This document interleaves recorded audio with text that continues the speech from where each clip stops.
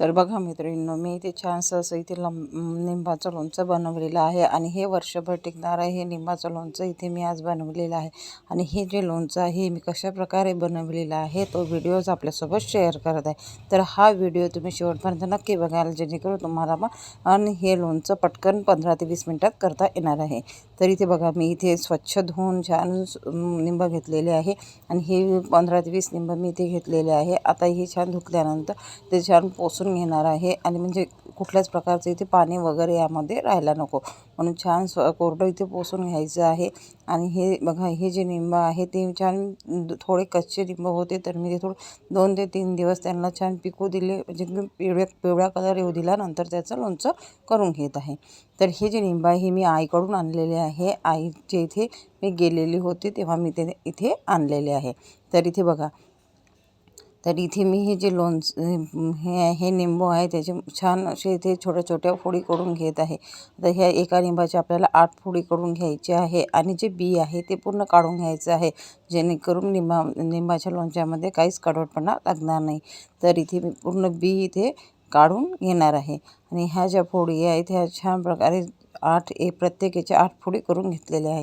आता बघा, हे छान चिरून घेतलेले आहे आणि बघा इथले बी पण मी काढून घेतलेले आहे. आता हे जे फोडी आहे त्यामध्ये मी सगळं साहित्य टाकून घेणार आहे. तर इथे फक्त 3 ते 4 साहित्य वापरूनच मी हे लिंबाचं लोणचं बनवणार आहे. तर इथे बघा, मी इथे 3 चम्मच तिखट घेतलेलं आहे आणि हे छान पटना मिरचीचं लाल तिखट आहे. नंतर इथे मी 3 चम्मच इथे मीठ घेतलेलं आहे. त्यानंतर इथे बघा, मी 1 मोठी वाटी इथे साखर घेत आहे. तर इथे हे जे 3 साहित्य वापरूनच मी इथे हे लोणचं बनवत आहे. तर इथे बघा, हे थोडं मी मीठ आणि तिखट टाकलेलं जे फोडी आहे ते छान मिक्स करून घेत आहे, म्हणजे ज्याला छान मीठ आणि तिखट लागायला हवं. तर इथे बघा, आता ही जी 1 वाटी साखर मी इथे घेतलेली आहे ते साखर यामध्ये टाकून घेत आहे आणि हे छान आपल्याला मिक्स करून घ्यायचं आहे. साखर हे छान त्या लिंबाला मिक्स करून घ्यायची आहे. तर बघा, हे झटपट बनणारं हे लोणचं आहे आणि हे जे लोणचं आहे पूर्ण वर्षभर टिकणार आहे. फक्त याला आपल्याला पाण्याचा हात किंवा पाणी लागू द्यायचं नाही आहे. हे आपल्याला कोरडंच बनवायचं आहे.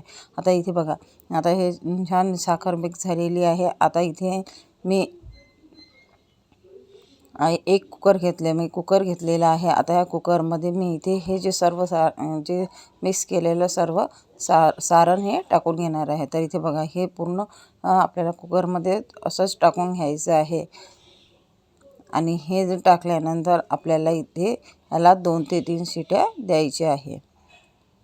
तर बघा, मी इथे पूर्ण साखर मिक्स झालेले पूर्ण जे फोडी आहे ते यामध्ये टाकून घेत आहे. आता याला आपल्याला 2 ते 3 शिट्या द्यायच्या आहे. तर मी इथे झाकण लावून घेत आहे आणि इथे गॅसचा पॉवर आपल्याला मोठाच ठेवायचा आहे आणि 3 शिट्या द्यायच्या आहे. तर इथे बघा, कुकरमध्ये शिट्या होत आहे आणि बघा लोणचं पण झालेलं आहे. आता मी हे बंद करून घेत आहे. आता फक्त आपल्याला ते 2 ते 3 शिट्याच होऊ द्यायचे आहे. तर आता हे झालेले आहे, तर मी बंद करून ते थंड झाल्यानंतर ते 2 भांड्यामध्ये काढून घेतलेलं आहे. आता इथे बघा, ज्या फोडी आहेत त्या मी वेगळ्या काढून घेतल्या आहे आणि जे आपल्या पाणी झालेलं आहे लोणच्यामध्ये ज्या लिंबाच्या फोडीचं ते पूर्ण मी वेगळं काढून घेतलेलं आहे. आता इथे हे जे पाणी आहे मी छान घट्ट होईपर्यंत शिजवून घेणार आहे. तर आता हे जे पॅन घेतलेलं आहे पॅनमध्ये ते पूर्ण पाणी इथे टाकून घेत आहे. आता ह्या पाण्याचा छान प्रकारे आपल्या पाक येईपर्यंत, म्हणजे घट्टसं असं होईपर्यंत हे छान ढवळून घ्यायचं आहे आणि ते शिजवून द्यायचं. तर हे 7 ते 8 मिनटं किंवा 10 मिनटं आपल्याला शिजू द्यायचं आहे, म्हणजे पाणी घट्ट होईपर्यंत ते आपल्याला गॅसवर होऊ द्यायचं आहे. आणि हे मोठ्या पॉवरमध्येच मी करून घेत आहे आणि हे आपल्याला ढवळत राहायचं आहे, म्हणजे जेणेकरून इथे कुठल्याच प्रकारचे इथे ते लागायला नको पाणी. आणि इथे बघा, आता इथे थोडं घट्टसं होत आहे, तर इथे आपल्याला ते ढवळतच राहायचं आहे. आता हे झाल्यानंतर बघा, आता इथे छान इथे फेस सुटलेला आहे, पण आता हे आपण थोडं कमी पॉवर केल्यानंतर पुन्हा तो फेस जाणार आहे. आता इथे इथे अजून पुन्हा आपल्याला 5 ते 6 मिनटं हे होऊ द्यायचं आहे. तर बघा आता छान घट्टसा कलर आलेला आहे आणि इथे बघा कलर पण चेंज झालेला आहे आणि घट्ट असं हे जे पाणी आहे झालेलं आहे. आता इथे आपल्याला हे बंद करून घेतो, कमी पावर करून घ्यायचं आहे किंवा बंद केला तरी चालेल. तर इथे बघा हे ज्या फोडी आहे मी यामध्ये मिक्स करून घेत आहे आणि बघा छान अशा फोडी इथे मिक्स करून घ्यायची आहे. आता ह्या ज्या फोडी आहेत ह्या आपल्याला या पाण्यामध्ये पूर्ण सारणामध्ये मिक्स झालेल्या आहे. बघा छानसं असं इथे कलर पण चेंज झालेला आहे आणि छान ब्राऊन कलर या लोणच्याला आलेला आहे.